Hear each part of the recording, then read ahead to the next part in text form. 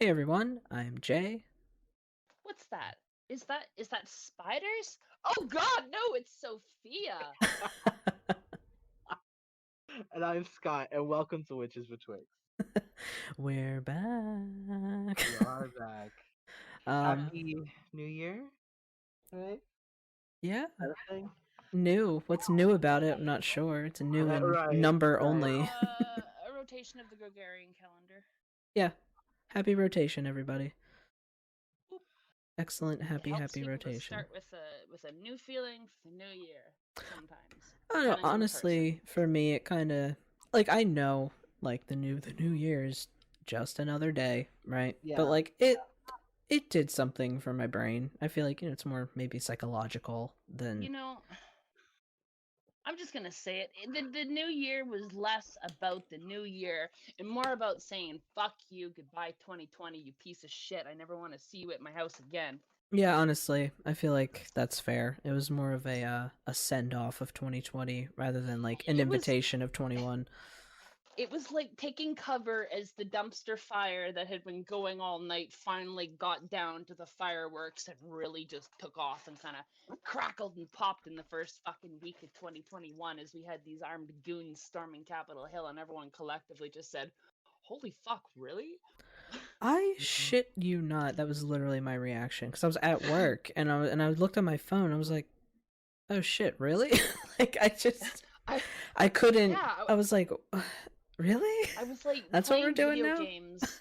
I was playing video games, and my friends in the chat are just like, "Oh shit, armed thugs just stormed Capitol Hill," and I'm like, pause. I'm like, for real? Like, what else do you fucking say? How absurd does it get? I mean, especially after all the shit that has transpired this past year, you're just like, Oh for real.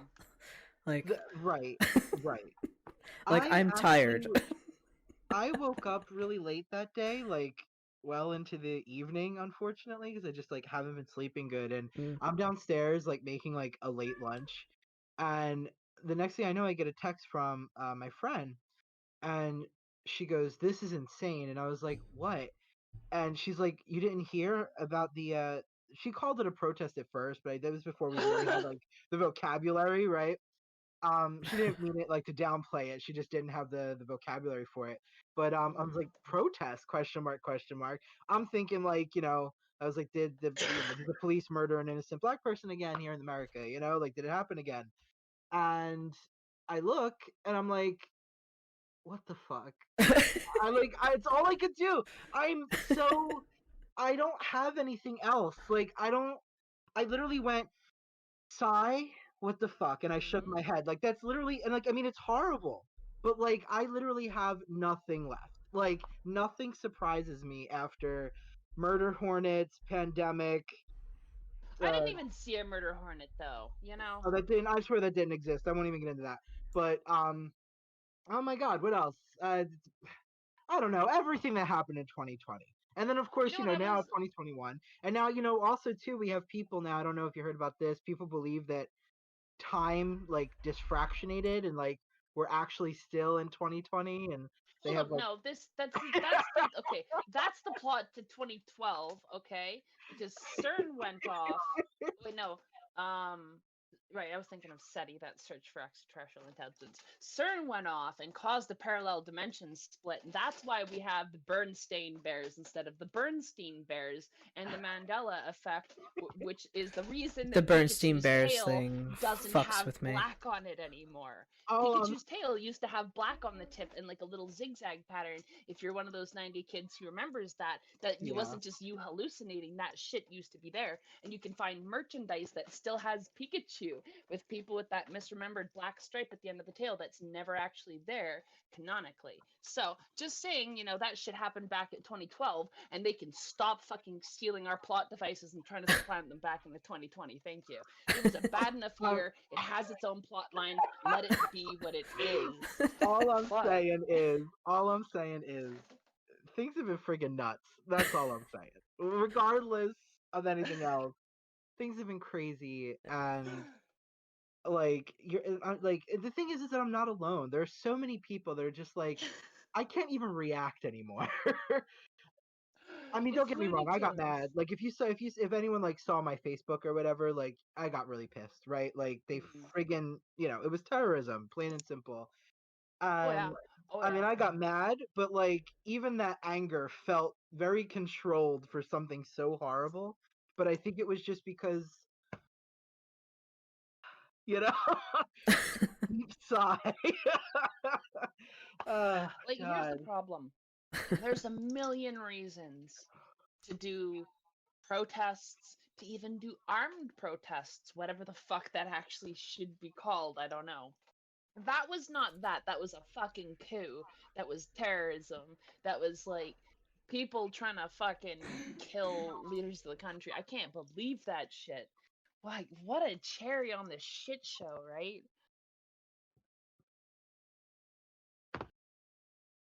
But anyways, You how's know, everybody else's 2021? yeah. So I far, think it's collective good. at this point. Mhm. I mean, like, don't get me wrong. Like, I don't want to say that like there hasn't been any room for transformation and growth in 2021. You know what I mean? Like, but for me personally, it's been difficult. Like my situation, living with my abuser and all that. Uh, Mhm. that's kind of kept me in this sort of. I don't want to say it's kept me in the same space because it did for a while, and then oddly I started to realize that I was slowly moving through. I started kind of moving forward, slowly but surely, just kind of like these little baby steps, and it was feeling very slow, you know what I mean? Like whereas like when he's not here or any other day of the week when I'm feeling kind of mentally well, you know what I mean? Hmm. It feels a little bit more progress every day. Lately it's been a bit slower, or I've been kind of very lethargic or whatever. But I don't know, like we were talking before we started recording, I've just kind of reached some conclusions about Mhm. my life, good ones that kind of are setting me on a better path, I guess, or just moving forward in general, you know, Yeah. because like I actually was saying something to myself the other night as I was falling asleep. I was saying, these past couple of weeks or so, it's been kind of feeling like how like obviously to keep on like this going on a path analogy, Hmm. how people say like you go off the path a little bit and some things get a little funny, Hmm. and I've been kind of saying how it feels like I'm going through like a thicket, and some of the plants that make up this thicket are like briar bushes. And sometimes it's harder than others, and sometimes I just feel like it's very firm branches that I can't really move that easily. But I Mhm. think that, like I said, it's just because situations, at least in my life personally, have been really weird and sort of surreal. Like that's another thing that I've been having a problem with is this kind of surrealness that seems to be like coding over my life. Yeah, Where everything just like, it just doesn't feel 100% real. Even though it is, which is probably me disassociating, could be. Yeah, uh but then again, I don't know because I don't know. But anyway, I'm thankful that I found some perspective and like came to some conclusions that are helping me kind of just move forward uh without even really thinking about the kind of bullshit in my house. You know what I mean? Mhm. Like like even you're able that. to separate now. Yeah, like and there is a clear distinction, like I've been working on even emotionally and psychically disconnecting from that situation. Like I make sure every time I go downstairs or I'm in my father's presence, I kind of make sure to kind of just make a statement of intention, which I know sounds a little bit new age, but it actually is really helping me out a lot. I just put my palm to my chest and I say, something along the lines of, I do not give any of my psychic, emotional, or spirit or physical energy to my father in any way. You know, basically saying I do not, accept any form of narcissistic or psychic vampirism. Blah blah blah. And I kind of have this fortitude, and I kind of am making that kind of like a process. And now I'm realizing that even if I forget, I find that I have more strength to kind of be in his presence and kind of move through kind of, whatever narcissistic stuff he's doing, you know. Um Mhm. and like, for instance, like the other day, he's been trying to get a house, my father, and he's trying to move out, hopefully by March, fingers crossed. And I was supporting him in his venture. I was trying to be civil, right? Because I'm not trying to argue anymore. The arguing is just too exhausting. So I was supporting him in his little venture, and he literally does this narcissistic thing where, and he's done this my whole life. He taps me on the back of the shoulder because I'm like trying to support him to my mom. My mom was like, you don't have the energy to clean up that house, blah blah blah. He found this like wood cabin, but it was all a wreck. They went to visit West Virginia the other day, and I'm like, no, mom, like he wants to do this venture. He wants to clean it up. He wants to do all this stuff. He wants to stay active. Blah blah. You should let him. Blah. And he goes and he's taps me on the shoulder. He's like, "That's the smartest thing I've ever heard you say." Now, that was in Ugh. reference to a conversation I had with Christian um Ugh. the night before he left, right? And it was me and Christian were talking about the coup and the terrorism, and the problems that we have with American government and society and whatever. And my father was making comments, but he didn't start an argument, but we heard him kind of mumbling to himself about our conversation in the other room, and that was in relationship to that.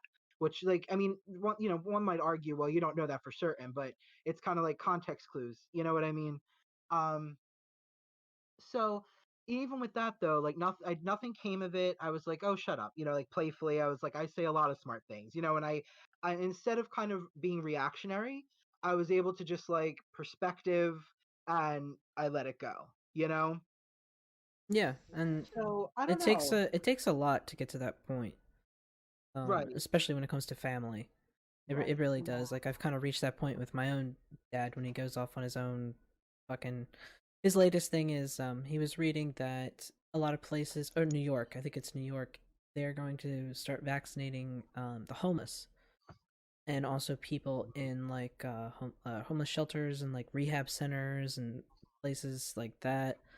They're going to right. start vaccinating them like in one of the first couple waves of vaccinations, and he's like, they need to give it to the healthcare workers, they need to give it to the people. I'm like, they are, dad, but if the data shows that this population of people are super spreaders, then well, I they was need to gonna get vaccinated. say that's actually the smartest fucking idea I've Yeah, ever heard especially in New is giving it to York. homeless people. Because and anywhere statistically, they're always indoors with masks off because they lack resources to even have a clean mask to begin with, right? Mm-hmm. And then if they get sick, they don't have like the resources to get care, so of course they're gonna get it and spread it. So of course those are the people that you want immune. And if your homeless population is so small to begin with, then I guess immunization wouldn't be that fucking hard to begin with, Right. right? And then you don't have to worry about all of them dying and spreading it to everybody else and keep fucking making the issue worse. Mm-hmm. It's a brilliant move. And that's what, and actually it was funny because me and my sister both agreed that it was a smart thing, and my dad was just, we have like a family group chat, and he was just going on, and eventually I was like, I'm just not going to pay attention to you. I mean, fortunately it was Mhm. just in text format, so I didn't have to pay My attention. favorite phrase to say to old men is, "That's okay. You're allowed to be wrong." Fuck, you're entitled to your wrong opinion. Yeah. That's me. Yeah, you say that all the time. You're entitled to your wrong opinion, that's fine.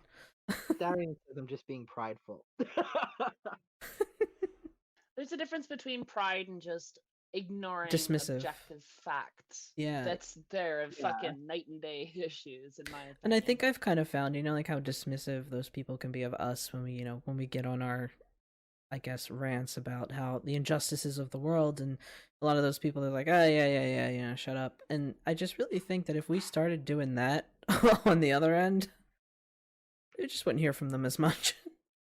No, you know what we would hear from them? All these fucking kids. That's exactly what the pushback on OK Boomer was. And look at how Yeah. mad that made them. They're So they're mad. indignant children. You think they're really gonna take us ignoring them, staying like laying down? they're just gonna get even more indignant and stamp their feet even harder. That's just boomers in a nutshell, man. Yeah, They're like did gonna you they are the perpetual toddlers mhm. of the planet, and they will just be in collective tantrum until the day they pass away. What we got, about 10, 20 more years before they're all phased I out? don't know. It's not Sighs so and simple. exasperation. Even in 20 years, you're still gonna have boomers. That's the thing. Yeah, it's They just may not be in like a position of power. which is good. Hopefully they'll be they'll be on their way out. Yeah. Fucking Yeah. pray. The boomer collective ideology is it's behind the times. Definitely behind the times. Hmm. Um They need to go away. I agree. I realized I didn't introduce a particular topic when we first started, and that's kind of cool because this episode's topic is going to evolve as we're recording it. I kind of wanted to um have like an episode where we can just get back into talking about what the hell are we doing right now? Like what are each of us doing? 'Cause, we took a little Mhm. break over the holiday and stuff. I just wanted to kind of talk about like what have we been doing in our personal practice? Like where are we going? That's right. Yeah, and I'm just really curious to hear because we haven't we've caught up a little bit, pre-recording, but we haven't really dug into it a lot, and Mhm. I'm curious. So, would either of you want to start? I'm gonna pass for the first one, but I'm just gonna say this episode we're going fast and loose, baby. Yep, just All right. chilling I on mean, this one. I apparently I'm chatty today, which I didn't even realize I was in a chatty mood. So I'll do it. Go for it. um. So there's a reason why I brought up earlier that like kind of this process, right, of moving forward. And I feel like my mundane life and my magical practice, especially at this point, are like, you know, connected. You can't see me, but you know, one and the same at this point. I realize that a lot of what I'm doing right now, I'm kind of in this hibernation, not like not focusing on it. I'm reading a lot and I'm learning a lot and I'm prepping a lot. Like one of my Christmas presents was this beautiful Italian leather black book with like handmade pages from this beautiful Italian. They're I don't know if they are in Italy. I think they're European, but they're called Epica journals, and it's this beautiful black book, and I'm going to be consecrating that for my my black book, my grimoire, what have you. Um, and then there is some grimoires that I've like regular, grimoires, spell books or what have you, witchy books that I've gotten that I plan on kind of working my way through come spring. Um, there's this kind of need to like, I don't know what it is, but this year I realized that I really just want to get stuff, I don't know, together in the spring. Like this winter has been reflective and I've withdrawn in a very different kind of way, Hmm. at least emotionally. Especially like spending the holidays, not like oh, gotta stop at my mom's and then my aunt, whatever, and then it's especially not Mhm. doing that this year. Has been really odd, and it's made me even more reflective because every year with the holidays, I was like, oh my god, I gotta, it's just fucking holidays. You see them, and you go, oh, okay, how are you? And then you leave. And then I realized this year, I was like, man, I miss these motherfuckers. I miss that like couple hours of interaction of bullshit conversation. It's only when you can't that it Mm-hmm. really becomes painful, you Yeah. know? Mhm. Sorry, I didn't mean Absolutely. to cut you off. It just made me think of that. No, no, no. I mean, absolutely. Like, I mean, even just getting outside, like, and it's funny because when this first started, I actually was fine. I think we've talked about that before. Like when quarantine first started, I was like, hey, okay. I was like, hey, I don't have to change a thing. Um, Right. but now, like, it's like I even once again talked to my therapist about this, like, because of all the cases that are spiking right now, especially in Philly. Um, I don't really want to like, be going outside if I don't have to. You know what I mean? Like Mm-hmm. Darian goes out because he works. My mom goes out because she works, and Christian goes out every Friday because he has to be in the office. But Mm. other than that, he's at home. But I was like, I don't want to, be one of those people that brings it home. You know what I mean? Right. Just because I needed a walk. But No one wants that on their conscience. But usually, if you're going right, for a walk wear a mask. I mean, honestly, I think you're really fine going for a Right. I walk. mean, It's right. really Like, don't get me stores wrong. and Like, I indoor just want to go, spaces. like, a couple blocks, like, take, like, a short Yeah. little stroll. You know what I mean? Statistically speaking, a walk isn't going to give it to you if you're not in close contact with people. What gives Right. it to you is like taking public transit and people not wearing their masks or Mm. eating a sandwich on the sub, for God's sake. Shame on you. Which I see Shame constantly on every you. day going to work. Right. Right. So, absolutely. You know what I mean? Like, it was just me kind of being cautious. You know what I mean? Mm, Just because I've now my mom's due to like incidences of no fault necessarily of theirs. I won't get into it, but my mom's my cousins and their families, they got it. They're all okay. mm, Um, for the most part. There's one story that's just not my story to tell, but uh, there was a passing that we don't know if it was because of that or not. mm. Um, but I don't, like, we're doing so good. You know what I mean? Like, Yeah, none you of us don't want to have break the gotten it. streak. You're like, man, we're 9 months in and we're good. Like, no one's gotten it, you know? Right, I feel right. that. So, but no, I really do need to get out though. Like, I don't think I've seen like actually been touched by the sun in a really long time. No, I definitely So, would say, like, it's because I work in Center City, so if as soon as, like, I don't take my mask off once I get off, like, the train, because there's just too many people down there. I'm not sure how crowded your neighborhood is right now. Like, my neighborhood, there's, like, no one really walking around. So if I'm, like, mhm. walking to the bus, I don't wear a mask on my walk to the bus. There's no one around me. Um, But if I do notice like crowds of people, and especially Center City, I'll be like, I'm just gonna walk outside, but I'll have a mask on. So, I mean, at the very least, like, if you're outside walking around and you have a mask, your odds are slim to none Right, of right, picking it up. right. Absolutely. So that is like one thing I But definitely have. definitely go out into the sun. And I say this as a very, very fair skinned, pale, anti sun person. Go into the sunlight occasionally. I know. I It is really, good Makes really me for need you. so to. sad that I don't have any of my summer skin left and I'm just as pale as the fucking snow. You're just like a ghost, like floating around. Darian said it. Ah. Like, he was like, I never seen you so pale, and I'm pretty pale. Yeah. So yeah. But other than that, though, like, I don't know. Like, what's funny though? Like, once again, perspective. I've gained a lot of perspective Mm, with all of this. Like, I don't know. I want to stop worrying about so many things. Like, Mhm. you know, even to the point of like, okay, like the podcast, right? hmm You ever do that thing where you both know how I am with this. hmm I always try to be so careful when I talk that I end up not being careful. Mhm. Yeah. You say not what you mean to say because you're trying not. You get what I'm getting You're at here. trying I don't know how so to. hard to be correct that you end up sounding completely wrong. Self-fulfilling And you prophecy. put your foot in the Right. mouth, yeah. hmm Right. Because you're Self-fulfilling. focusing on it rather than just riding the bike. It's like thinking about Exactly. crashing and then all of a sudden, oh, you're falling over your handlebars and you're like, shit, because you weren't watching the fucking road. Actually, you know Precisely. what? Yesterday, I can kind of relate to this because yesterday I've been having the biggest problem getting my driver's license. I have so much anxiety about the exam, like the test. Like driving itself, also I don't like driving itself, but it's just the test. It trips me up. I don't know why. But the good thing is now with COVID, the instructor doesn't get in your car. It's just the person whose car it is, and you just go around a little thing in the parking lot. You parallel park and you pull in, and then if you do that, you pass. So, yesterday, me and Joyce went up because the DMV was closed, and I was practicing parallel parking. And normally, I'm so just nervous when I'm behind the wheel of a car. I'm like, I can't. I see, like, I just freeze up. I'm like, I don't know why this gets me so much.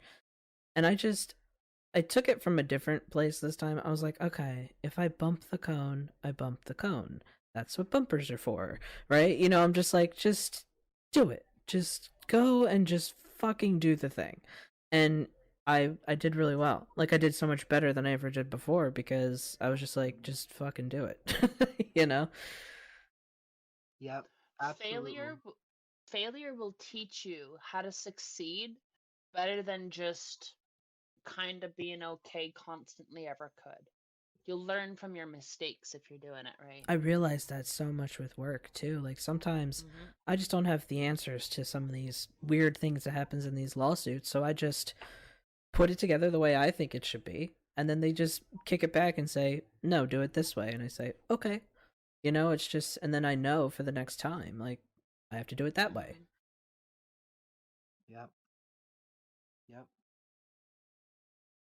So what else have you been doing? It's just mostly just like this hibernation, kind of just It's mostly preparing. just been like it really has been. It's really just been keeping to myself and not even keeping myself, just hibernating and reflecting and focusing on kind of doing things the opposite way that I've been doing them, Hmm, honestly. Just trying not to stay within the same patterns as I've always had.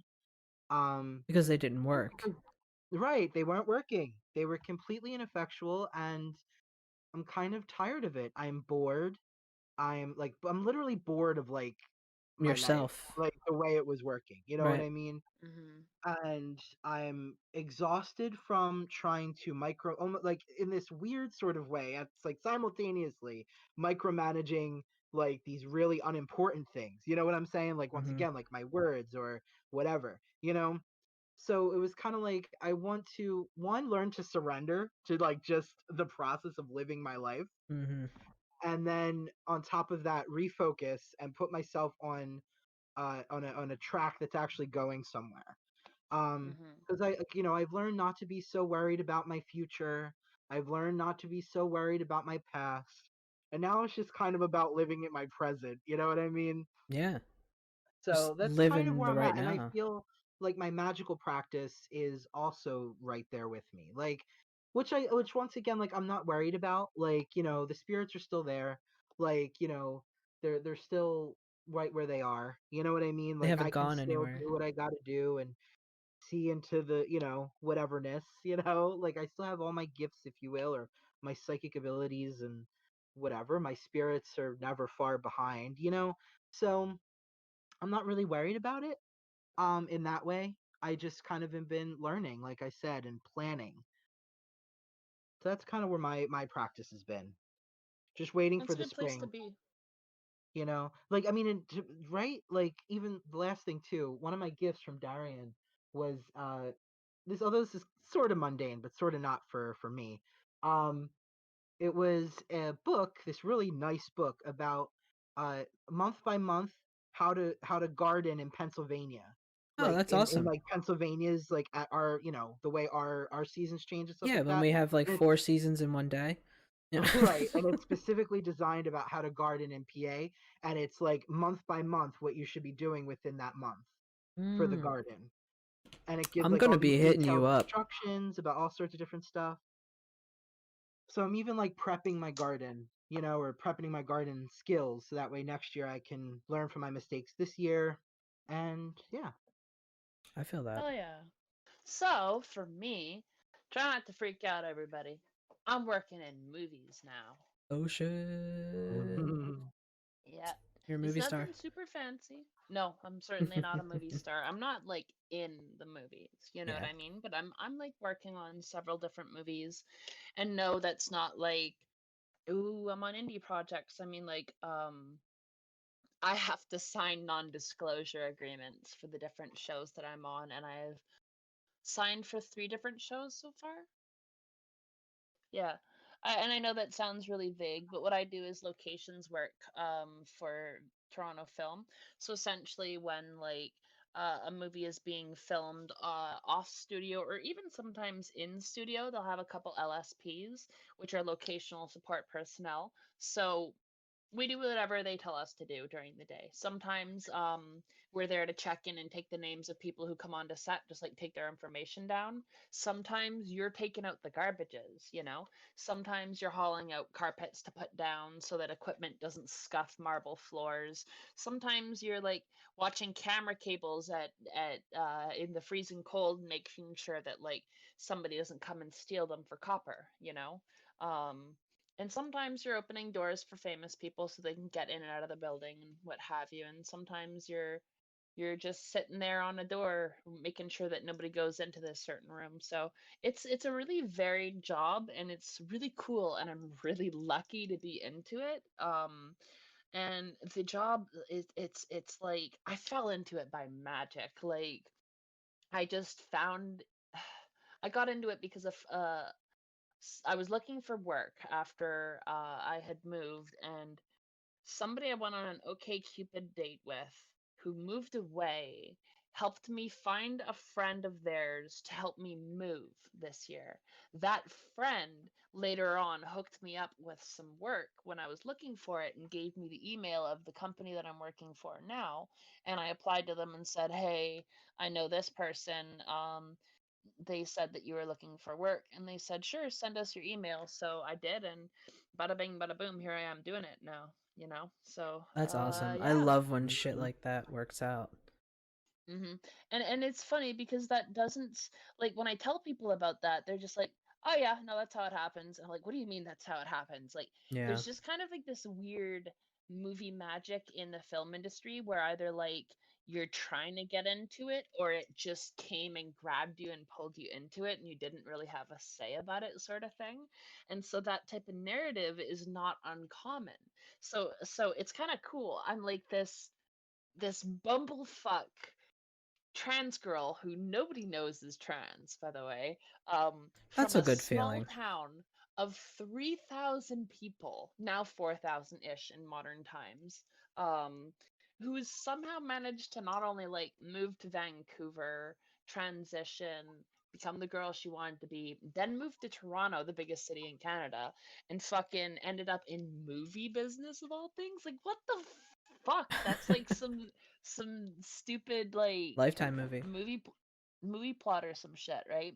And so here I am being somebody who's like a little bit larger than life myself sometimes, with like all the magic and shit and all the things that I get up to with like the cameo and everything, and now I'm like helping make movies about stuff when like who knows, maybe one day like they'll be making movies about like the resurgence of witchcraft in modern times, and like You could be involved in it's that. just yeah, and it's cool to be adjacent to a lot of this stuff, and I really wish that my NDAs were a little bit more flexible. Like I can talk about projects once they've come out for sure. But I kind of have to keep a lid on things while I'm on it. Mhm. But I can check when I get my next deal memo to see what specifically I have to keep quiet. I may not be required to keep the show name quiet because it's a little ridiculous to try and ask someone to not even mention the name of the show that they're working on. Right. Yeah. Um, but uh, I at the very least could say a couple companies I worked for, but that would feel like bragging at this point, so I'm not gonna, right? Um, but yeah, I'm kind of just wee baby LSP in the film industry, trying to move my way up, and it's a wild ride being here, and I'm just thankful to be here. That's awesome. It's just like having a job that vibes with what you need it to hmm do for you. It's really great, especially if you're people like us who do so much other stuff. You know what I mean? Like Yeah. we're always involved in a project or a group or just something that we're doing. And it's usually something like not mainstream and popular, so it's you need to have that like regular old day job to hmm support your other shit that you do, and to have a job that just doesn't suck all of the life out of you is really nice. This job gives me life. Like, here's the thing. Yeah, the days are long. They're like 12 hours, So but like you're I physically can. tired. Oh, well, you're gonna be physically tired every day Yeah. when you're done the shift, yeah. But like while I'm on shift, I can read books. I could sit there, and if I have an extended battery on my phone, um, I could easily get about, depending on my patience and my attention span, I usually can't read for more than 4 hours a day. Hmm. And people are like, "This bitch over here reads 4 hours a day. Fuck her. That's way more than me." But like, I do get reading fatigue even when I'm at work, and it's like a 12-hour shift, so I have to like get up and do stuff sometimes. And sometimes the shifts are really busy and I can't sit down and read that day, and that's how it goes, you know. Mm-hmm. But some days, man, I am just doing not a lot for 12 hours, and I just get to sit there and read books or meet really cool people and talk to them about what's going on in Toronto, and like not have to sit there in my bubble of my room alone doing nothing, but also like be part of something that is actually like deemed an essential service. And like I know people being like, what do you mean TV's an essential service right now? I just want to stop you for a second and ask you, what do you think's gonna happen with everybody in quarantine if they run out of new television to watch? Exactly. Y'all are gonna lose your goddamn minds if you did. Mm-hmm. Do you know how much Mandalorian season 2 brought sanity back to people? Uh-huh.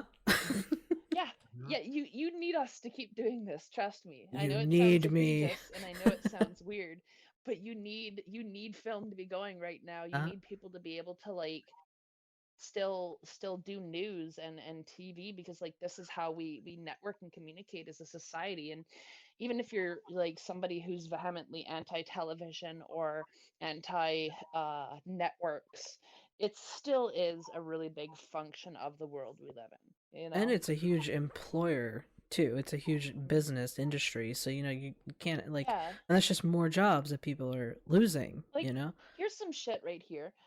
When you hear big budgets on films like The Avengers, where do you think that money went? Right. To the cast, crew, props, Yeah. design, like See, it's a ton of money to put a on lot of to people do a movie. think that money just like vanishes and it goes to like The corporate ether, shareholders or yeah. something. What it goes to is people like me, locations personnel who show up early to make sure that the building staff can be let in at the right time, and we have like the access codes to use the freight elevator, you know, little Mm-hmm. nitty gritty details that actually let them get in there and do their shit. And it goes to people who do hair and makeup for every single background actor. It goes to all those background people who are just walking around in the scene. Mm-hmm. Every single person you see in a movie walking around looking like they're not there, Gets a they're paycheck. getting paid to be there. Those are all actual people there. Or like say the Avengers, that was all shot in studio. All that money that was like went into digitally recreating New York and destroying it, Uh, that went to like digital animators, right? every Like artists. explosion in a movie is a dollar sign. Hmm. For some poor schmuck like me, we're getting a paycheck, and hell, I wouldn't even call us a poor schmuck at this point. If you're working in film, you got it pretty fucking good, right? So, I'm endlessly thankful, and I Are will you sing praises are to you this job comfortable? till the end of time. Are you comfortable with sharing how much you make an hour doing the job in case anyone else is Not much interested in above it? minimum wage. Not much above minimum wage. Only a couple bucks an hour, because Ontario's pretty S- good about offering minimum wage So at a what's your minimum wage decent there? amount. It's like Yeah. 14 bucks an hour. So I make a decent chunk above that, but it's not like crazy money. I'm We're not sorry. We're so sorry to laugh, Sophia. It's just yeah. Okay, you have to Ours is translate it to 7. Canadian money. yeah. You have to translate it from Canadian money to American. In certain states that's close to like less than minimum wage. If you're like That's making Okay. like 10 bucks an hour American, it's comparable. Okay. Wait, let me do this. I want to do the okay, Highest okay. min wage in America. Okay. So 14 CAD to USD is okay, so 14 Canadian dollars is $11 and 1 cent. So $11, Okay. 11 US dollars. Okay, our minimum wage is set by or so federally, the minimum wage in the United States is seven It's dollars like and twenty $7. five Yeah, cents an it's hour. excruciatingly low. Yeah. Mm. So to have that as your federal, like your national minimum wage is amazing, or is that just your There is province? no there is no national minimum Okay. wage in Canada. It's Okay, so it's always per province province. based. Okay. Yeah, so some provinces, like when I left British Columbia, it was 11.25 an hour. Mhm. So if you punch that into US dollars, that's like close to 7. Yeah. See. 885. Mm. Yeah. Yeah. So that's not much more. And when I left BC to come out here into Toronto, I was earning that much money. I was earning 11.25. Working at Lush Cosmetics, still getting food out of a fucking food bank, you know what I mean? And asking family for money. And it was a Hail Mary move to come out here to Toronto because they had bumped up the minimum wage to $14 an hour, and they were planning on it being 15 by the following year. But then fucking the conservatives won because this was right around the time that Trump shit was happening, Right. and And it seems they that pulled the in this. Trumpism is kind of spread Yeah. throughout the world, Well, it's unfortunately. it's it's fucking coming to its end, thank fuck. Yeah. Um, but we got this dumbass named Doug Ford coming in who like curtails the minimum wage going up to 15 an hour, and then like I don't even want to get into how Looney Tunes evil the overtime laws in this province are. Like, Really? tell me what fucking province in the world you should be able to work 50 hours and still not make fucking overtime in a week. Oh shit! Because I think in Pennsylvania, if you work any more than 40 hours, at Yeah, least in this is any our state. reasonable fucking world, more Yeah. than 40 hours in a week is Now overtime. I But in did Ontario, work for an employer who decided to not honor that law. So when we worked a lot of them overtime, don't. it was just straight time. So A which lot of them is don't. Yeah. yeah, And that's part of the problem is you can't report them. You can't like they there's don't get no punished. reprimand for them. Yeah, And you get punished for reporting them yeah, as because much then as you you lose get your told job. that you're not going to. Yeah, and they find another reason to fire you for it, and you don't get protection, and all of the things that the government tells you won't happen does. And I've had it happen to me at different Right. workplaces, so I ain't gonna bitch. And that's also the nice thing about film is it's like nice to not be fucking taken advantage of for a change. Like, yeah, they don't want to pay overtime like any other industry in the world. Mm-hmm. Yeah, that's just what it is.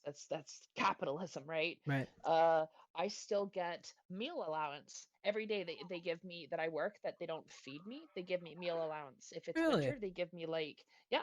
If it's winter, they give me like shelter allowance, like certain amount of money to help deal with the cold. You know, Wow, that's like if you awesome. have to buy glove That is warmers and really shit nice. like that.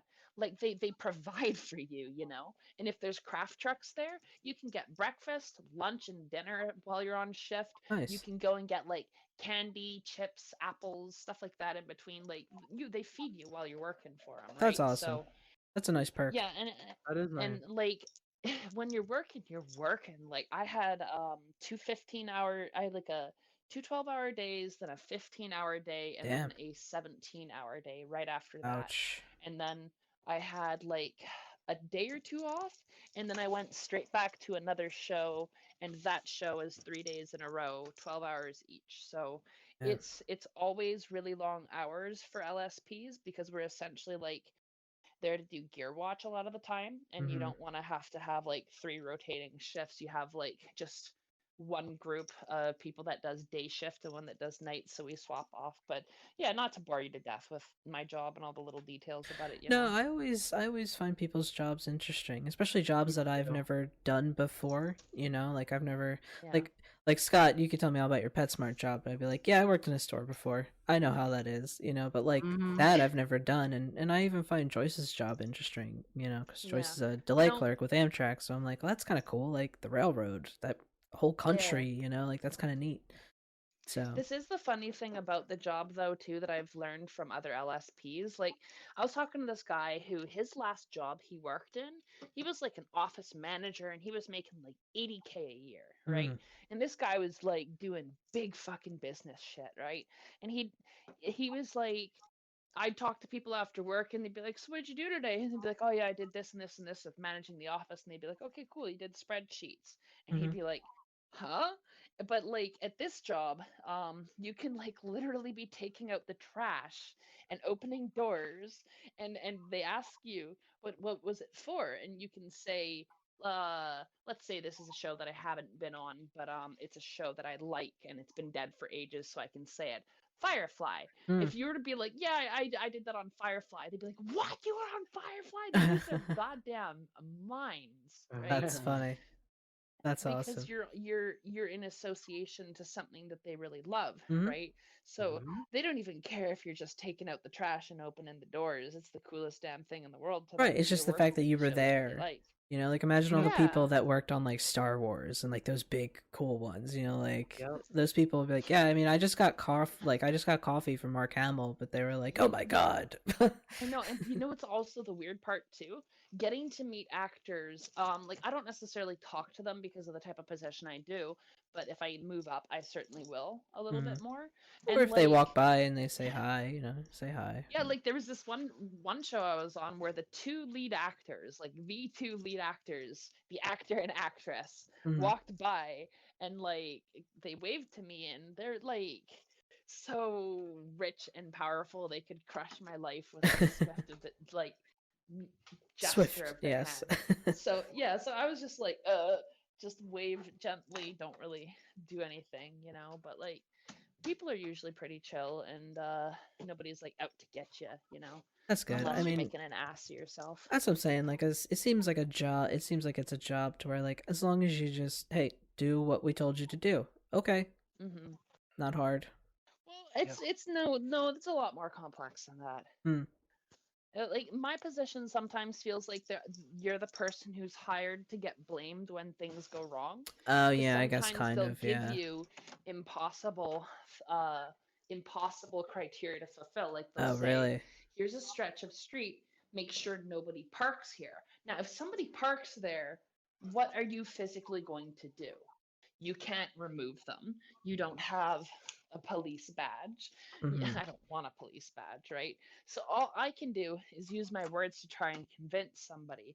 And if they ignore me and tell me to F off, the most I can do is take a picture of their face, record which building they went into, and get their information and give it to somebody higher up. Like, I can't really do anything, right? So if that car that's there ends up being in a spot that it shouldn't for a long time, I fucking cause a big drama on set and what have you. And yeah, but I don't want to Right. take up the whole episode talking about my job. It was If I just can interesting. just say though, I love hearing about your job because I recently read this wonderful article about the importance of entertainment for Oh humans yeah. as like a whole, and why, like, and it discussed like why we've been entertaining ourselves with, for thousands of years, like, acting and charades and things like that, and how important it is to our like overall mental health. And believe it or not, there are professionals who believe that like without entertainment we would indeed begin to show signs of like severe mental degradation, Hmm. Oh and yeah. illness. I believe So it it. is It's a incredible. Entertainment is really important to the human experience. I was gonna say it's a big part of like the human experience. It's funny you use those exact words. You like took the Mm-hmm. pudding right out of my fucking mouth. Food setting. Because like Sorry. even since the dawn of times, even since the dawn of times have been storytellers, right? You get people sitting around a fire, and of course there's gonna be one loud yappy motherfucker like me who wants to go off and tell somebody a fun story about sometime, right? Hmm. So like you deprive people of that and you're depriving us of something so fundamental to the human experience. It's almost no different than like air or water at a certain point, you know. Mm-hmm. Mm-hmm. Very true. Reminds me of in the Sims video games. You know, yeah, they have all the different basic needs that have to be met, and entertainment is actually one of them in those games. They have Yes, it is. to For fucking engage. real. Mm-hmm. Like how often are you just in a mood where you're like, I can't do anything else in the world right now. I Except to need to watch load up something. Destiny. I Yep. need to go play Crucible and I need to shoot some stupid motherfuckers in their heads. Yep. Exactly. Yep. That's how I feel with Destiny. I'm like, I'm just gonna go shoot aliens. That's what I want to do. I'm gonna go shoot some fucking aliens. I mean, I guess mine isn't as like graphic, well, all the time, because I like mod my Sims games where like I could like kill things, but like, Oh, I was just talking about games in general. That's Oh the yeah, I I spirit that I choose used. was to live gonna my life say. vicariously through my Sims. I'm like, they could do better than I can. They can make more money. They could be mentally healthy. I They can do believe in everything you. I can't do. They get my dream house. I am your They god. can they can reproduce and have children. Don't ask what happens. They can do it, and you're like, oh, thanks, man. I fucking wish I could do this. The cool part is like they do this thing where like like because you can like you could be trans in the game. Mm. There's like a way to do that Yeah, in in the newer ones, creation. yeah. And Yeah. So it's really cool. Like even if like both parties are like have like a penis, or well, Mhm. quote unquote, Mhm. um, you can still have a baby that's genetically both of yours, Yes, you can. I think they which makes me so actually. happy. Because fucking gay communist magic, baby. I'm just kind of thinking now, like, you could do some really cool magic with The Sims. You can make a sim of yourself and just put Mhm, so much positive, like, intention into it, you know? mhm. And you could, I don't know, I you could live have like a parallel life, and I don't, You could it do could some get alchemical interesting. marriage shit too, and Yeah. like I merge different aspects of you and other people into like a fucking thing, right? Like, You can combine it's houses, you can make like representations of like your friends, family, stuff like that. Oh shit. and then trap them in the washroom and light them on fire. Fuck you, stepmom.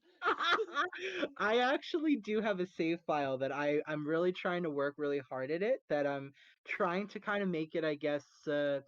I don't know. I guess some might call it like a hyper sigil or whatever, where it's going to kind of Yeah. slowly kind of be. I'm going to kind of I'm making it like with intention, so that and basically making it like a giant spell.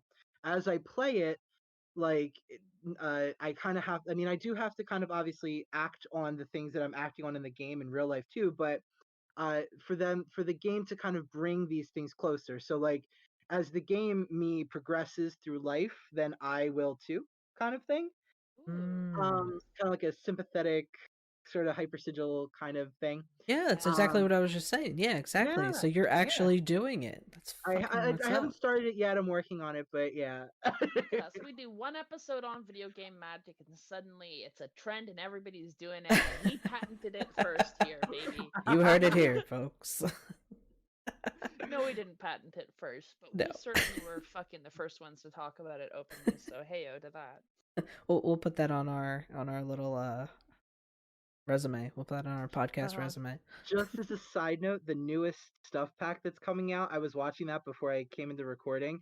It's called the Sims 4 Paranormal, and you could like hold seances and like No. talk to ghosts and shit. Ooh. And Fuck. like I might have to it's buy all The like Sims 4 now. paranormal. Like you can have like a haunted house where like the lights flicker, and you actually could like you go in, you could be a paranormal investigator, and you can What? like cleanse the house of ghosts. And I was like, you should You have know saw what? me Stop earlier this it. morning. I was like, Darian, look, it's me. Look, I'm just gonna say this. We need a Witches Betwixt game night where we stream that shit, and we need to find some games that we can play together with each other. 'Cause I it'd be really, great. really, really, really, really want to do that.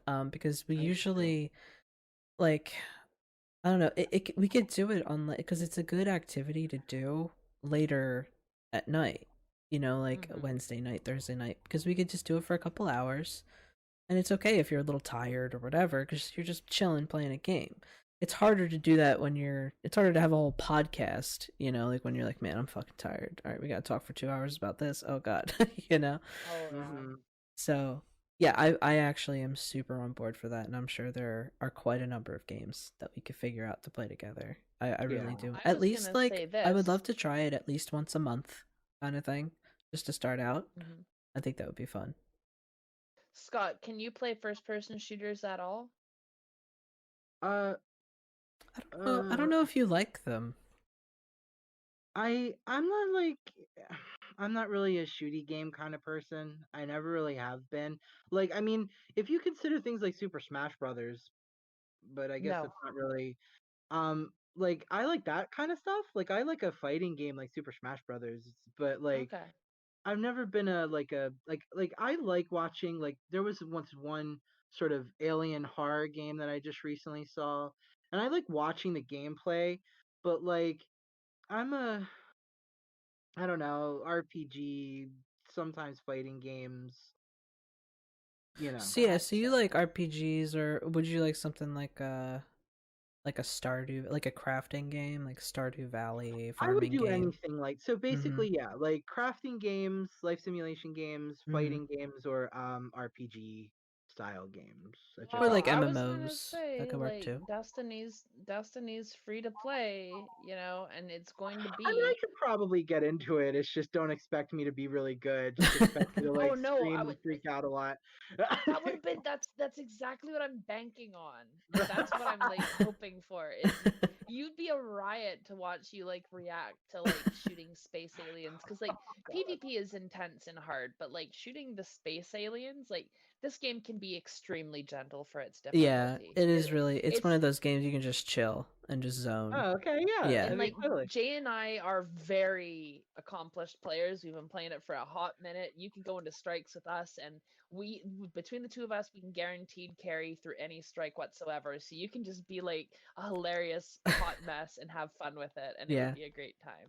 Just to all the viewers, if and when this occurs, I have this horrible, annoying girly scream. So all volume is to be lowered, and I am not responsible for any harm. We're not responsible for any bleeding But eardrums. the 600 viewers were injured in the making of this episode. Tell everyone to wear earplugs. I apologize now. Wear earplugs and then put your headphones on top. That's the way to listen to us. Oh god. Oh shit. But Oh, yeah, we I have to. want to say. Hmm. Sorry, go ahead. No, go ahead. I was gonna transition to a different part of the episode, so you go ahead, my friend. No, I was gonna say. I was just gonna do my little update on what I've been doing in my personal practice. Mhm.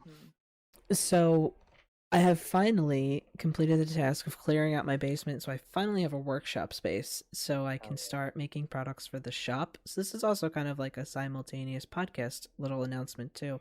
I have a lot of products that I'm going to start making, but I want to make the products first before I put up a shop because I don't want the pressure of like, maybe someone orders 20 of something and I haven't even made them yet, and I would be like, oh god. So that's my plan there. And I was talking to Sophia about this earlier. Is I've actually really been reading a lot about DKMU. I've been really been digging into their text too. So that's kind of like where I've been Hell going yeah. magically. So and we've been having a lot of spiritual activity in the house, and it's kind of something that I thought was kind of cool. There's a particular spirit that was contacting Joyce, and we did a couple readings to kind of like see, you know, what basically Joyce is getting this message of hi, hi, like constantly, and we did a reading, just to kind of figure out like, well, what are you offering? What are you saying? Like what you have my attention, so what's up? And we think that the spirit might have something to teach or to offer. So that's just kind of something that we're exploring right now in the house. And yeah, that's really kind of about it in terms of that. But I just wanted to kind of like do a little announcement for everyone that sort of the next phase and plan of our website and stuff is to get some shop products up there, actual like handmade stuff, not just merch and things like that. So that's going to be coming very soon. I'm excited for that. I'm excited to get involved with that too. Yeah, we're gonna make a lot of cool stuff. That's mostly gonna be you two doing that because I'm more on writing and stuff right now. Yeah, that's totally yeah, fine. that'll be fine though. Yeah, because I figure in shipping wise, it's probably easier to ship from the States anyway. Usually. But on that note, since like you mentioned that you're kind of getting more into the DKMU texts and that y'all will be doing that, I am also getting involved in writing some of the upcoming DKMU texts.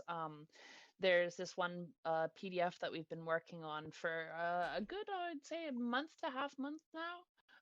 With a bunch of good friends of mine, and we're making quite a bit of progress on detailing all the egregores that have not been recorded since the first wheel. So that's been really nice, and we've had a lot of good forward momentum with that. And I will be in the future working on writing in there under several different aliases. So good luck figuring out who it is writing the books, bitches. So what is with the multi-aliases? Why do you do that? So here's the thing. Nobody wants to try and act like they speak for the DKMU, right? And also there's a bunch of layers of removal. It's not like certain witchcraft communities where you have a community to back you up and protect you. Like, I don't know how much Wiccans go after their own if they dislike a book that's written, right? But chaos magicians can be some repugnant, vile motherfuckers, and it's not unheard of for people to spite hex you with Mm. one of your books that you've written, and in a Ugh. way that's a very much a sympathetic link to you, right? Well, Like yeah. Absolutely. it's a piece of work that you've sat and sit out and like written with your heart and soul, right? So Mm. it's there's several layers to it, and there's so many different reasons for it. One, it protects you as an individual by not having your legal name associated with it, because there have been times in ages where like you can get fired for this. Like I can't remember what his name was, but there's a guy who was doing this stuff who made the Thelema current, who used to be a NASA scientist, Mm. who he got fired because he was bringing his magic with him to work and he was going fucking crazy. And this is the guy who like met Aleister Crowley and was going on about Babylon and all of this shit, right? And Mm. he ended up dropping nitroglycerin at his feet in his lab and it killed him, Oh right? shit. The whole thing is to protect against your personal name and identity getting tied up to that, and not having your employers know about you writing magic books, not necessarily like having people knowing your name and hexing you directly. And a lot of people like will write with a certain identity until they're done with it, and then they burn it so they don't have like magasitis or an accumulated ego, because Mm. like very often in magic and in spirituality, people are looking for leaders. They're looking for other people to be their guru or their teacher, and they want to be a follower and sit down and learn from that person. And a lot of people who are really earnest and honest about approaching this stuff and writing new tech and material very often understand how little we fucking know. And we Mm. understand how much of this is theoreticals. And anybody who's honest and earnest with your material is going to be updating and changing your stuff all the time, and you might even grow outright fucking sick of your body of work. You might grow to hate the stuff you've written. How nice it is to be able to burn an identity that is not tied to your legal name. True. Yeah. That Yeah, is very true. so that's my little Sophia insight rant about that. Those strange authors that you see, they sometimes may be plagiarized auto-generated material, and they sometimes may be a real wise motherfucker who doesn't want to put their name on it, who's been practicing craft for like 20, 30 plus years and is about to drop some real fucking shit on you, you know. You never know what you're going to get. But yeah, I'm working on writing more books under various pseudonyms, so look for that shit to come out eventually, maybe. Llewellyn question mark, hopefully. Not Oh, joking, actually. So we'll that'd be see. cool. That's what's up. I'm very much behind that. That'd be awesome. No, you mentioned earlier, Sophia, you kind of want to take the episode in a different direction. I don't know if you still know where you were going with that. Yeah. Sorry, comedic timing. That was actually perfect. I'm leaving it in. Um, it was gonna be asking about what we're doing with our magical paths right now. Oh, right. Because we That were is. talking about like our jobs and shit, but Scott didn't necessarily go into what they're doing with their magic, and I didn't either. Uh, Scott touched on it a little bit. Yeah, no, I mean I did that kind of intentionally just Mm, because for me, like I once again, I don't know if that is just because my magic is becoming more and more, I don't know. I don't know how to put it. It's just become so simplistic in a mm, way. Like mm-hmm. it's just becoming kind of just like In- Incorporated into your daily life and everything that you do. yeah, like it just feels yeah, like I don't know, like I don't really like like I have like less and less like don't get me wrong, like rituals and stuff like that are still great, but like I always find like sometimes a lot of the time the best thing to do is just sit and be still. You know what Mm, I mean?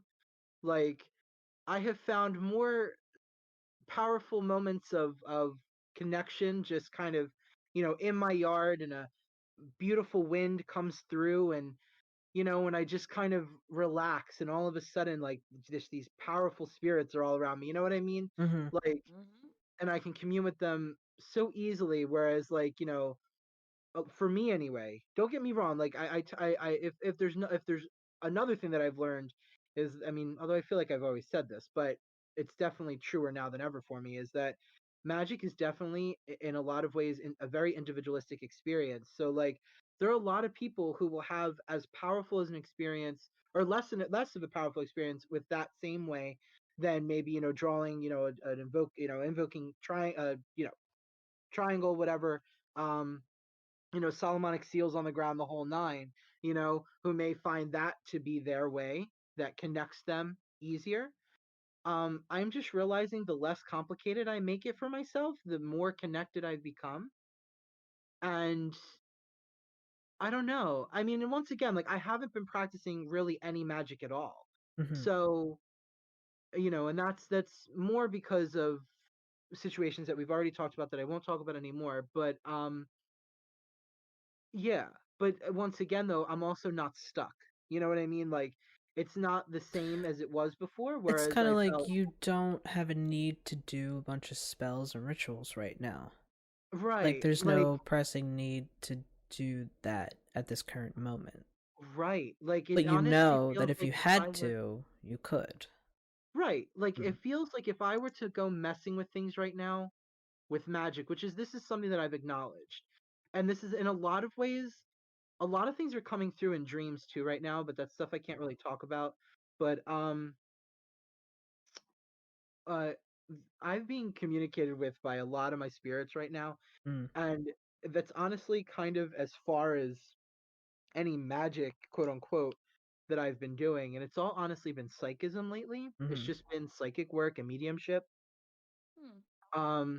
And I'm kind of just getting pulled to kind of be still, to just read your books and, you know, think about workings and things that you want to work come spring. Like, I still will do, like, more complicated spells and stuff. Mm-hmm. I still enjoy it. I still connect to it, whatever. But um I don't know. There's just this stillness, not a stagnation, just a yeah. So that's why I kind of didn't delve into it, because there's really nothing necessarily to say, and the stuff that is happening, I don't really know that my spirits want me talking about the messages they have for me, just because they're not meant for other people. Um, but it's all good stuff. Like, there's nothing like, there's no danger or anything like that. Like, there's no hexes, there's no curses, there's no weirdness going on. Um, it's honestly just taking myself back even more. You know what I mean? Like, just, reclaiming my space, reclaiming my energy, um, and not expending it on things that are sucking out the life force out of me. No psychic vampirism, no narcissistic vampirism, no nothing, just me.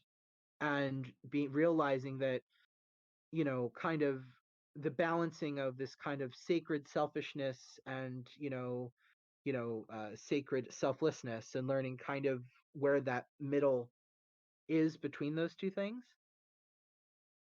And yeah, I mean, I know that that sounds all very philosophical and very like very spiritual, Mm-hmm. but um that's been my experience lately. Yeah, I hope I hope that made sense. No, it completely makes That sense. makes sense. I feel that in a lot of ways too. Like, my magic right now, um, I've actually been doing more magic now lately.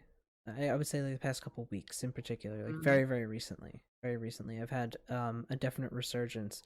So, like I said earlier, I've been really getting into DKMU texts, and the reason like that kind of set me on the path of doing that is, like, we've always had the DKMU here, right? We've always had Sophia here, and she's always been more than happy. We got a whole episode on it. Um, and so I was like, this has always been kind of been running parallel to what I've been doing, but I never really looked into it, read much more than, just kind of surface stuff. And I've with my magic, everything, all the magic that I do is very it's very inspired by Wicca, Tradcraft, and Hoodoo, or Conjure. Like, that's kind of where it all comes from. Um and I don't know if it's like that idea of like I want more power or like something like that, but I wanted some spice. I wanted to look into something else. Like I was like, is there something else that I can do to kick this up a notch? Is there something else to give it more something, or maybe just something different, a new way to approach it, a new way to look at it? And so I was like, you know what? I have all this shit sitting right here. I'm just gonna start reading it. What is it? What is this? And I'm hooked. And I get it. You know, it unpacks and repacks magic in so many different ways. And it's just funny. It's just it really strips away the dogma that is sometimes associated with different magical practices. You know, Yeah, it strips all of that away. but don't be fooled. There's a lot of people who come into the group who are happy to try and pack that dogma right fucking back into it. Oh, So I'm sure. we do have our own brand of bullshit. Don't Uh, forget that as you're reading. yeah, and it's cool because there's this idea of egregores and god forms, but no dogma associated with them. It's just that, you know, these are what they are and they do what they do, and that it's very much it is what it is. And it makes me think of, okay, well, what else can it be? What else can magic do? You know, there's more than just what's already written. There's more than just what we've already experienced. And so really I just I've been using what I've been learning from DKMU stuff is I've just been adding it to my magic, you know, adding a different layer to it, and it's really been spicing things up, and I've been enjoying it a lot. And I've also, and the other thing that kind of led me to really look into it is I know, you know, like we talked about, like the current, the 156 663 current, and and I was thinking to myself for a while, I'm like, I want this ability to like tap into something, tap into an energy source, tap into a living, breathing thing magically. And I was thinking to myself, I was like, where is that? What is that? And that's also what kind of led me down to the DKMU path. And I've been enjoying it a lot. So it's also made me realize that I guess the way that the whole DKMU operates, it's very grassroots, you know, that sort of pirate port feel that Sophia always, you know, describes it as. And I realized that's what I want to bring more of to the witchcraft community side of things. Ooh. We don't have enough of that. I feel like we're a little like our focus right now tends to be on our bigger name authors, our bigger name podcasts, you know, those bigger name figures. And I realized that's what this podcast was supposed to be. This is what I really wanted from the podcast. I mean, it's the voices you don't hear, right? And that's the entire intention behind it. It's the witches betwixt. It's the witches that are between the different other types of witches that are out there. And yeah,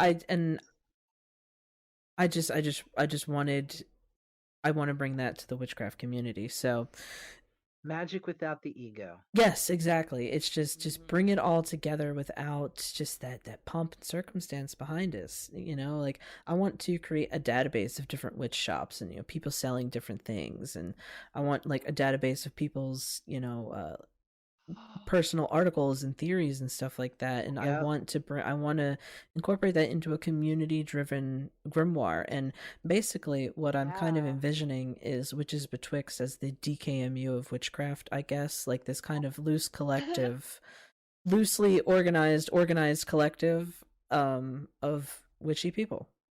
Yep. I mean, I really do have to say, I love that you're incorporating the DKMU into this, and here's why. Sophia, once again, not to kind of like, you know, I'm like gonna put a big spotlight on you, but it's a good spotlight. You have really inspired me, especially for someone like me who's, you know, I'm a folk magician and tradcraft witch, right? Like I am an antique. But the thing is that sitting on a shelf. The thing is that why can't traditional witchcraft prides itself on its ability, or on well, I get, yeah, prides itself on its ability to survive. You Mm. know, Mhm. claiming itself, you know, the great shapeshifter, the ability, you know, that's why it never died, right? Right. An ability to survive conversion and colonization and whatever the hell else occurred. Whether that's true or not in history, we won't go there. But the point is that why can't witchcraft also be as out of the box as something like the magic practice in DKMU? Mhm. And the thing is that when you really break it down, you start to realize, as I have, and although, I have, like, I have ideas about witchcraft and I have certain things, but at the end of the day, they're all just personal, like, things that I hold sacred to me, but that doesn't necessarily, what I'm trying to get at is that it's all one thing, Mm-hmm. and it's Mhm. approaches to that one thing and different currents that we've connected to. We've kind of created different systems that are able to harness things in different ways and Yeah. move things in different ways. And why not? Like, why can't old magic also evolve, Yes. to Mhm. fit this Exactly. time, instead of being stuffy and, kind of focusing on all the same stuff? Why not? Like, why Mhm. not a folk magician, I don't know, learn how to, I don't know, And like it was always about that. Folk magic back in the day was about innovation. It was about taking what you had and that using it. That's why they used the exactly. leftover bones from like the turkeys to do like wishbone stuff or other stuff that people have coined as folk magic, right? Like Yep. it's working with what you have and innovating on it and coming up with new ideas and realizing that you don't have a form to fit other than just what works, you know? Because, And like, I'm sorry. no, hmm please go ahead, please go ahead. One of the things that really keeps inspiring me from one of the groups that you showed me on, that I'm in, from that are a large majority from DKMU. It's like the sorcerers something. I don't Oh, remember the the name of it. sorcerers, yeah, I Yeah, think I know the one. they keep talking a lot about, like, magical artifice, Mhm. and I love this idea of artifice and magic and how very talismanic it is. Um, and I think that that's really fascinating to kind of get into, like, how far can you take talismanic magic? How far can you take image magic and idol and effigy? And I think that that's also been really inspiring. Just Mhm. because, I And mean, what's so different from that compared to, spirit traps, you know what I mean, from old magic, you know what I mean? What's mhm. realistically at its core? Because, I mean, realistically, the answer is there's no difference. There is no difference. It's just that one, like, you have people like from the DKMU, for instance, who are thinking really outside of the box, and I think that that magic could still be applied even to folk magicians like me, still Mm-hmm. thinking outside of the box and just using old ways to move forward. You know what I'm saying? Mm-hmm. Mhm. Yeah. Oh, I know what you're saying. It's like one of the beauties of it is it gives you the tools that if like say DKMU the group itself isn't exactly your jam because we may not be our aesthetic, our egregores may not be stuff that you work with. We still give you the tools to go make your own Right. DKMU, Mm-hmm. right? And hmm that's the beautiful thing is we're if we were a cult, we'd be a cult that brainwashes you into thinking for yourself. That's Individuality. it. Yep. It's very DKMU. I don't even know. It may be intentional, but it's very, kill your gods kind of thing. Mm-hmm. Hmm. You know what Or I like mean? In process. deliberately create your gods, but don't be subservient to them. Like Mm-hmm. hmm that's a big practice that we work on lately with egregore crafting is the very deliberate creation of a thought form between a collective body of magicians and our current project that we're working on with the second wheel is to observe these god forms that some of them we've been working with for years and years and years before that's been put into a book, and some are brand fucking new. And we're watching them in a document that we're going to update for about 3 years and record what's known as drift. My friend Fish Sticks, who I want to bring on the podcast, can explain this a lot better in her own words. But drift is basically like the shift between an egregore in what it used to be to what it is now. How familiar are y'all with the history of Yahweh? I Uh, what I know is it's often in Hebrew texts, I Hmm. think, and it's the name for God. What I understand it as now, from what I've been finding also through my friend who I just mentioned's resources, that it started as a thunder god yeah. that became a war god that became I am the one god that is all of creation, and there are no other gods other than me, and I am a jealous and envious god, right? That is a Ah. really clear example of drift. The bigger this thing got, the greedier it got, because you got to really think about egregores as a living, functioning thing on an energetic level that wants to ensure its own life and its own continuation. Hmm. They die when people stop believing in them. So, like, when you treat your egregore like shit, or your servitor like shit, and it goes rogue and attacks you, like it happens with a lot of magicians, it's Hmm. often because they're treating their creations like shit, in like often a very adversarial way, similar to goetics, like create you, put you in a vessel, fucking Hmm. shout Abramelech at you, until you're like cognizant or something. Like it's pretty rough, so like there's a lot of ethic behind how you create your egregores, what they're sustained off of, how you feed them. And because DKMU is a really big collective network, we just use active thought and active experimentation.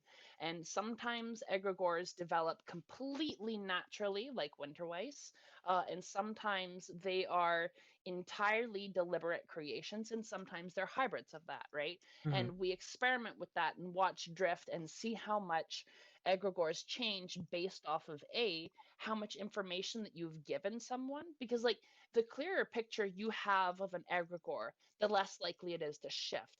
But say Black Trigag, the egregore that we have, that's actually we're doing a marathon evocations, which is where you evoke one for 3 days in a row. Today is Trigag's day, on the 3rd, so tomorrow it'll be day one of Zalti, sort of thing. So Hmm.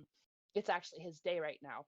But drift on him, he originally began as like this eldritch horror entity, like everything horrible rolled up into a fucking terrible spot that you could ever imagine as an egregore. Like Black Triangle UFOs and how much they terrify everyone. Hmm. It was a misspelling of that. Someone was trying to spell Black Triangle in IRC, and they were kind of drunk and they spelled Black Trigag, right? So then people joked about it and they were like, oh, what is that? The egregore behind the Black Triangle phenomenon. Hmm. Oh, that joke went real south real quick when it ended up actually turning into an egregore that the whole group uses now Wow. to like embody all the negative aspects. And what it's really fucking good at is looking at all the dark shit in your soul. Like if you are someone who ever questions yourself or is like worried, like, am I a monster? Invoke Trigag, because he'll pull you out and he will beat your ass ruthlessly with everything about you. And then at the end, what he did with me afterwards, he's like, no, you need to stop calling. And I'm like, what? And he's like, look, kid, you're not that bad. Yeah, you're weird and you're fucked up and you done some shit in your life that you need to apologize for, but like you're not punish worthy. Like I got a whole list of motherfuckers way worse than you who I need to spend my time with right now. So can you shut the fuck up and leave me alone? So Okay, it's bye. like, can you It was get it was over like yourself? yeah, because I spent like years and years and years in self-loathing with the fucker, and he beat me up because he feeds up on it. But there's like a lot of people tapping into DKMU shit these days, so he's got a lot of people to fatten up for fucking harvesting, Hmm. like a big ripe fucking juicy peach, just let it fucking soak up and then just like soak that Icarus tentacle into it, right? But anyways, he's drifted a lot, and people kind of treat him now like he's this kind of cute, fun, cuddly eldritch entity thing Hmm. when like it was originally just like the dark night of the soul embodied as an egregore, and holy shit, when you invoked it, it fucked you up. Like I spent the first 2 days of Black Trigag in this cycle just like going over every bit of like rage and anger and loneliness in my heart, and it was like oof, you know. Hmm. But yeah, that's Adrift, and we're like working on controlling and observing that in our egregores, and like how you can front load stuff with descriptions to kind of control and mitigate that drift. But sometimes if an egregore is aware enough, it can self correct, and it will like tell you when you're putting shit in on the document. It's like, don't you fucking dare put that there, I don't want it. And I'm like, are you fucking kidding me? Like that's the kind of shit that starts going on. So it's a really interesting thing to kind of experiment with. And I don't even really need to segue and talk about myself too much here, because I've kind of been talking about what I'm doing with my magic with like the egregore wheel and the evocation of that. Like I also do have a lot of stuff going on with like my native side and that stuff, and I really want to like get to Sweat and Sundance if I eventually can, but that's Hmm. like an inevitability. I had a really intense experience where I had a dark night of the soul right at the end of 2020, and the Hmm. message while I was in the pit of it is, yeah, you need to go do this shit. You can't fucking, you can't like Can't half-ass it claim to do anymore. these. Yeah, you not even half-ass it, because it's like I haven't necessarily been half-assing, but it's a Hmm. matter of like you can't necessarily claim to walk this path if you don't actually do the things to follow through with it. Otherwise, you're just playing make believe sort of thing. And it was like, Hmm. woof. Okay, I hear you. And we're like, The oh, okay. spirits, the spirits are loud and the tea is hot. You know.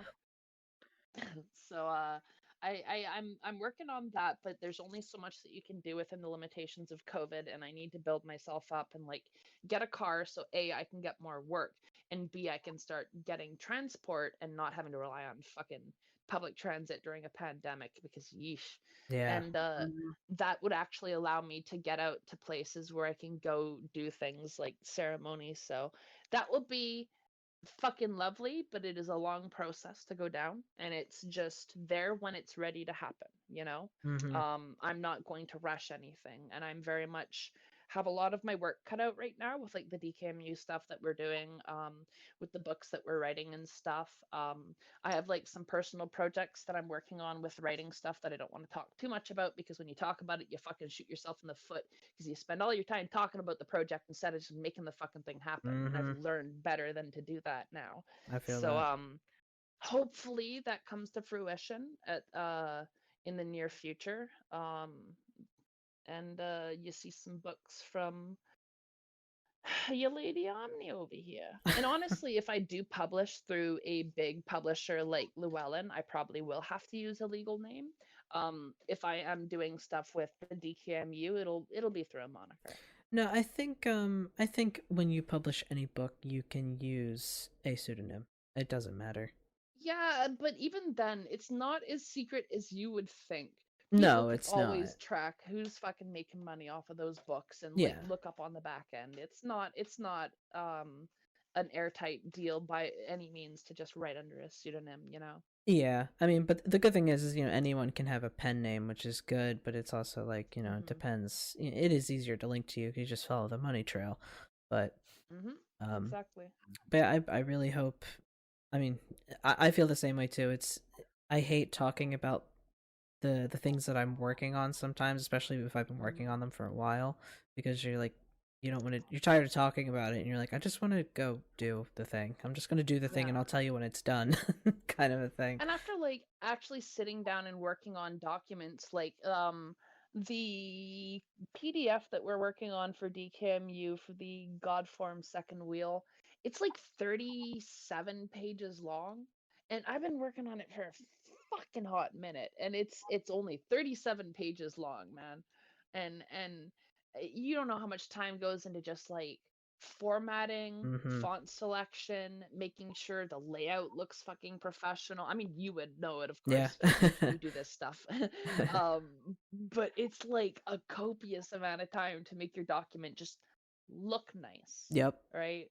Yeah. Um, and I've finally kind of started to nail that. And it helps that my friend Fish knows how to edit, and she's been like coming through and editing whatever everybody adds to the document, because it's like a collective document that we all kind of type on. Mm-hmm. And even working with other people, and we're still only like 37 fucking pages in, so like it's not easy going to write books by any measure, but No. it's really important. And I think if we manage to put together what we want to put together, because there's a few of us who are kind of like writing together as a group to try and like encourage each other to do that more often. So it's been pretty nice to do that, and that's kind of what I'm putting a lot of my time and energy into right now, and I'm not like playing Destiny or cleaning up the house and working on my living situation and stuff. Mm-hmm. Yeah. That's awesome. So it seems like Yeah, all of man. us are really. It seems like all of us are doing good. Like, you know, we're on a good direction.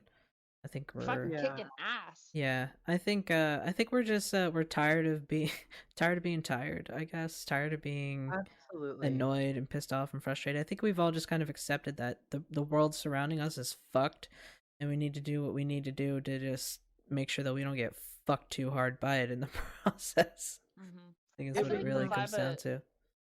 I feel like the vibe of 2021 is us making it good, because we know 2020 was shit and we're not putting up with it anymore. I You feel know? that yeah, 100%. I really it, do. it's funny because this reminds me of something I said to Christian in a conversation recently. I was me and Christian, we get into these really passionate. Well, I get very passionate conversations, about the reality of the human situation, I guess. Mm, And I was talking about how I am so fed up with talking about injustice and things like that. And we all want to talk about how bad it is, and it is bad. But no, I feel like no one with the ability to do anything about it is like nothing's changing. mm-hmm, And I was like, I Mm-hmm. want to know like a timeline of solutions. Like I want to see, and I know it's very selfish to say this, but like I want to, like I'm tired of like politicians, for instance, who like give us these vague sort of like we hear you and we're trying to do this, right? mm-hmm. We I'm received your tired of you. message. Like, right, I'm tired of trying. Like I I want want a results. timetable. Yeah. Like I want to I'm know. tired of hollow words and false platitudes. Right. I Like I actually want to see have. I want to see something solid. And yeah, that just reminded me of that. I'm sorry. No, I agree. And, you know, on that same vein, I have a plan, or at least the seed of an idea of a complex ritual. Maybe not complex, but a double-sided ritual that is a curse and a boon all at the same time. Um, in that I want to get all 535 members of, you know, Congress and our governing body, and I want to research each and every one's position on basically the rise of fascism, and they will be either cursed or given a boon depending on that position. Ooh, clever. Oh. Yes. So, Scott, if you want to work. So is that like the actions that they take begin to further trigger the spell? We could talk about it. It could be a thing that develops because I haven't gotten I'm that sorry, I'm far. already thinking That's about it. that's literally as far as I've gotten. So, and I know Okay. there was just some elections, so I'm waiting for all those, you know, results to even out, and then we're gonna get the list together because that's where I'm at. Oh my god. That just gave me that like that anime moment when a character gets overshadowed and you can't see their eyes. Yeah. I'm just sitting there like, holding a scythe of poisonous herbs. I'm like, interesting. Interesting. But yeah, Sophia, also, you know, this goes without saying, if you want to jump in on that too, I can, you know, get a Google Doc going and we can start doing some shit. But I think overall, I think this might be a good place to wrap up this episode. I think we're all Yeah, feeling, I feel yeah. like I feel like we're Yeah. pretty fucking solid here. This is Mhm. a nice long episode. It was a nice and fun episode. I Mhm. personally had a lot of fun recording it. Yeah, Me too. I was a little nervous because my computer was not picking up my mic earlier, so I was like, but we pulled it through, and I'm Oh happy yeah, we about did that. great. Yeah. But thank you everyone for being with us Hmm. still, and anyone who's new, also hi. And yes, also hi. Hello. And I hope you guys like the new music. Let us know in some capacity. We're on all the Yes, various social medias out there, so a little. If you like it, let us know. If you don't, also let us know.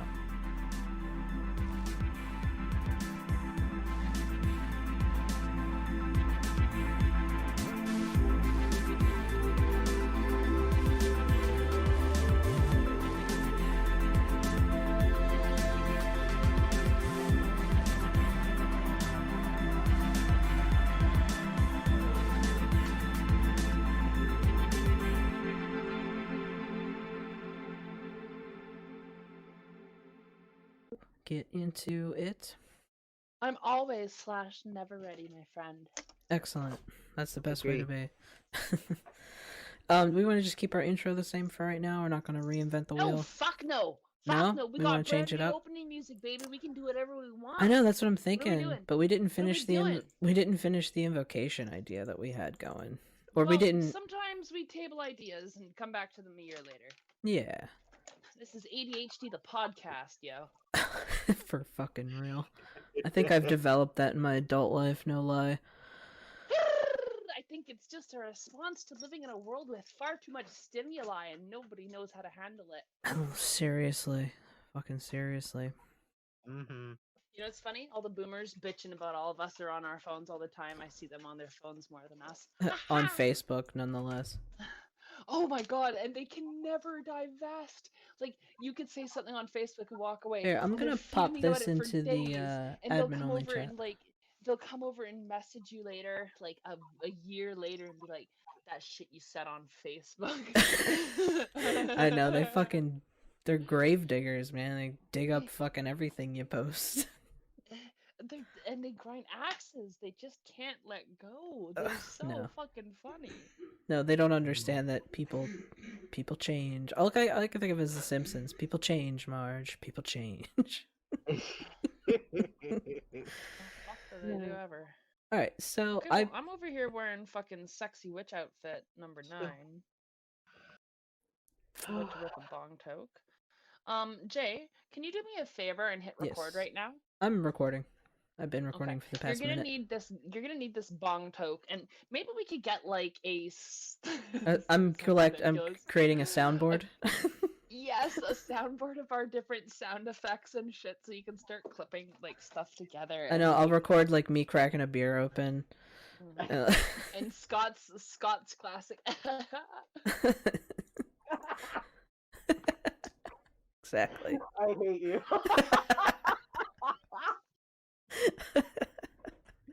Leave me alone. Do you feel called out? I am a cinnamon roll. You're a cinnamon roll that laughs. A sentient cinnamon roll. Filled with laughter and icing.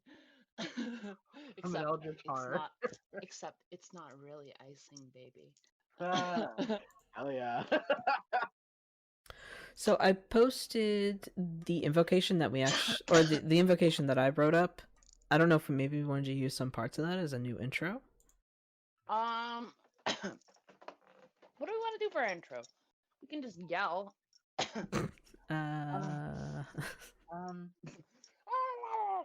I didn't even realize. See, I didn't even think that we would be changing the intro. I was like, "Oh, cool, we have new music," and that's like, I didn't even like attribute that to like, that we could out. change. We don't have to, but there's always an opportunity to. I mean, definitely. You know what I mean? Like, definitely. I just don't have any idea. Let me see. I have a quick idea.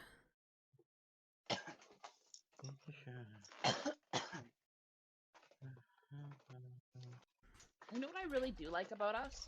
We're one of the most lighthearted witchcraft podcasts out there. We're the goofs. We're the ones over here making fun of ourselves and like spanking our asses on fucking national air for everybody. We're like the Animaniacs of witchcraft. We really fucking are. We're like commentary on the rest of the witchcraft community. Wait, I'm Dot. Okay, yeah, that's probably true. You're wacko, because you don't have a gender. That's true. true. Very true. That is very For true. the Wait, Animaniacs. is that canon? I think Yeah. so. Oh, holy shit! I didn't know that. It's canon. You didn't know that? Look it up. It's actually canon. Yeah, he It's says been that in canon since or they forever. say that in an episode. The 3 genders, male, female, other. They did that joke back in the fucking 90s, man. Yeah. I'm gonna. Oh my god! I didn't know that. Now I'm so excited. Gary didn't tell me that. Now you're gonna go and rewatch the new Animaniacs on. Now I whatever am. streaming Yeah, service now I have no on. choice.